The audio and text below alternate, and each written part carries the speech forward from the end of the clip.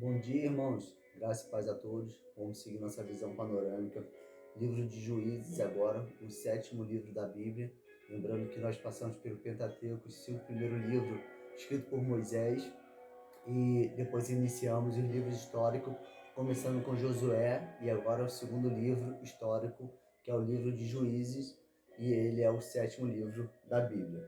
E o contexto do livro de Juízes é que Josué, o líder dos israelitas, morreu.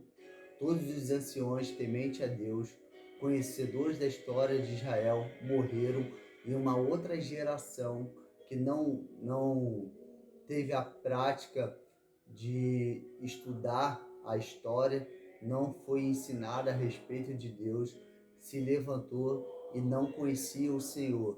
E agora nós entramos num período, eu chamo de período das trevas, o pior período da história de Israel.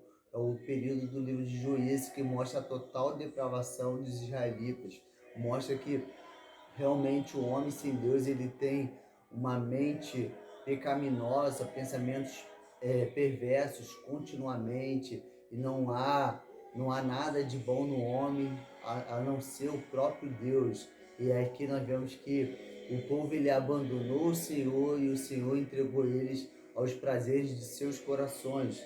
E aí, logo no capítulo 1, então não há liderança, Josué não preparou um sucessor, e os homens querem saber quem vai avante na guerra, e a tribo de Judá ela é escolhida, e Judá faz uma aliança ali com a tribo de Simeão, falando assim: você me ajuda a conquistar o meu território, que encontra-se os cananeus, e depois eu te ajudarei. E o Senhor está com Judá, e Judá conquista então os seus territórios, mas nem todos.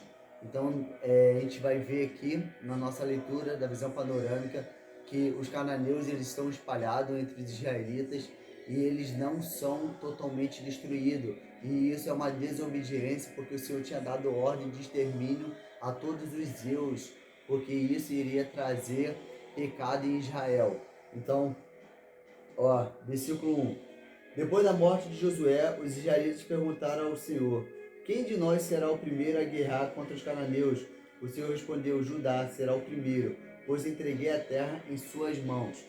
Aí nós vemos Judá conquistando o seu território. Tem um episódio de um líder, ou talvez de um rei dos amorreus, que é capturado, chamado Adoni-Bezeque, e Judá arranca os polegares das mãos, os polegares dos pés, porque era uma prática que esse líder fazia com os reis, com todos os líderes que ele conquistava. Então fala assim, Adonai-Bezeque fugiu, mas ele o perseguiram e o prenderam. Ele cortaram os dedos polegares das mãos e dos pés. Então Adoni-Bezeque disse: 70 reis com os dedos polegares das mãos e dos pés cortados apanhavam migalhas debaixo da minha mesa. Deus me pagou conforme fiz a eles. Então, justiça, né? Olho por olho, dente por dente, a lei de Moisés. E esses homens eram escravos na casa desse rei chamado Adoni-Bezeque, e eles tinham os dedos, os polegares cortados, uma cena bem terrível, né?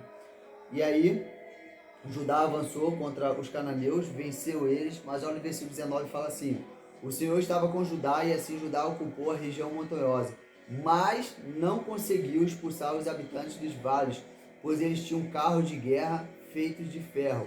Conforme Moisés havia prometido, Hebrom foi entregue a Calebe, que expulsou dali os 3 filhos de Anak. Mas os filhos de Benjamim não expulsaram os jebuseus que habitavam em Jerusalém. Então nós vemos que Hebrom foi dado ali para Calebe. Calebe expulsou ali os gigantes com a sua tribo. A tribo de Calebe era a tribo de Judá. E nós vemos que várias tribos ali não expulsou totalmente os seus inimigos dos seus territórios, conviveram com os jebuseus, com os cananeus, e isso foi uma armadilha para eles, que a gente vai ver nos próximos capítulos. E aí, versículo 27. Porém, Manassés não expulsou os habitantes de Bet-Zean, de Danak, de Ibreão e de Megido. nem os habitantes dos povoados em volta dessas cidades, pois os cananeus insistiram em habitar naquela terra. Mas quando Israel se fortaleceu, sujeitou os cananeus a trabalho forçados, porém não os expulsou completamente. Efraim também não expulsou os cananeus que habitavam em Gezer. Os cananeus continuaram habitando entre eles em Gezer. Então vê que várias tribos, Zebulon, Naftali, eles conviveram ali com seus inimigos. E aí, irmãos, no capítulo 2, o anjo do Senhor aparece e repreende eles. Olha o que o anjo fala, versículo 1. O anjo do Senhor subiu de Gigal a Boquim e disse: Eu vos tirei do Egito e vos trouxe para a terra que prometi a vossos pais com juramento, e vós disse: Nunca desfarei minha aliança convosco. E vós não fareis aliança com os habitantes desta terra, pelo contrário, derrubarei os seus altares, mas não obedeceis à minha voz, porque fizeste isso. Por isso eu disse: Não os expulsarei da vossa presença, mas serão vossos adversários, e os deuses deles serão uma armadilha para vós. Depois que o anjo do Senhor falou isso, a todos os israelitas o povo chorou em alta voz. Por isso chamaram aquele lugar de Boquim. E ali ofereceu sacrifício ao Senhor. Então eles foram repreendidos por não ter exterminado aquele povo e por ter feito aliança que não deveria ter sido feita. E aí nós vemos então a infidelidade dos israelitas, e ele volta a falar o motivo dessa infidelidade foi porque não havia uma liderança temente ao Senhor. Olha, versículo 6. Depois que Josué despediu o povo, os israelitas saíram para ocupar a terra, cada um para a sua herança. O povo cultuou o Senhor durante toda a vida de Josué e dos anciões que sobreviveram a ele e que haviam visto os grandes feitos que o Senhor havia realizado em favor de Israel. Então Josué, filho de Nun, servo do Senhor, morreu com a idade de 110 anos. E o sepultaram no território da sua herança, que é em Efraim. Depois que toda aquela geração foi reunida a seus pais, surgiu outra geração que não conhecia o Senhor, nem o que ele havia feito por Israel. Então os israelitas fizeram o que era mal aos olhos do Senhor e cultuaram os Balaíns, abandonaram o Senhor, Deus de seus pais, que os haviam tirado da terra do Egito, seguiram os deuses dos povos ao redor e os adoraram. Assim provocaram a ira do Senhor, abandonando-o e cultuando Baal e Astarote. Por isso a ira do Senhor se acendeu contra Israel e ele os entregou nas mãos de saqueadores que os roubaram. Ele os entregou nas mãos dos inimigos ao redor, aos quais não puderam mais resistir.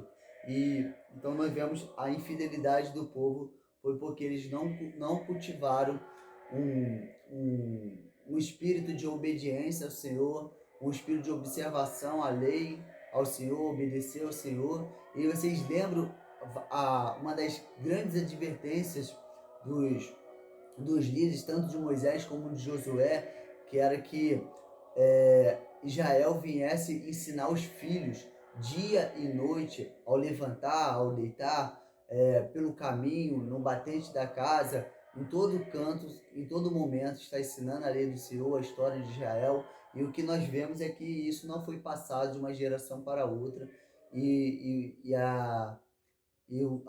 o grande erro foi isso, de não ensinar os filhos o caminho do Senhor. Então que não venhamos repetir a história, que a nossa geração seja uma geração que gasta tempo com os filhos, gasta tempo em ensinando o caminho do Senhor, observar a lei do Senhor, gaste tempo em levar eles para a presença do Senhor e orando por eles, profetizando por eles, que assim possamos ser em nossa geração, uma geração que tem um coração como o coração de Davi, uma geração que tem o coração unido a outra geração, né? O Senhor fala que ele iria converter o coração dos pais aos filhos, ou seja, duas gerações andando juntas com um só propósito.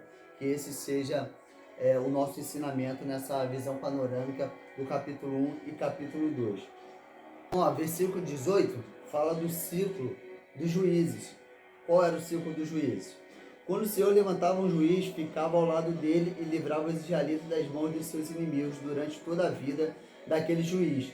O Senhor tinha compaixão dele em razão do seu gemido por causa do que os oprimiam e afligiram. Então, havia a opressão, e aí por cada opressão havia o clamor, E por causa do clamor, o Senhor vinha com a sua compaixão, misericórdia e levantava um libertador, o juiz. O juiz estabelecia um tempo de paz e o juiz morria e eles voltavam ao pecado das nações. Em vez de eles serem referenciais para as nações, eles quiseram ser como as outras nações. Em vez de eles serem influenciadores, eles foram influenciados. Fizeram tudo ao contrário do que os grandes líderes ensinaram a eles, Moisés e Josué. E é isso, irmãos, então a nossa leitura panorâmica. Valeu? Fui!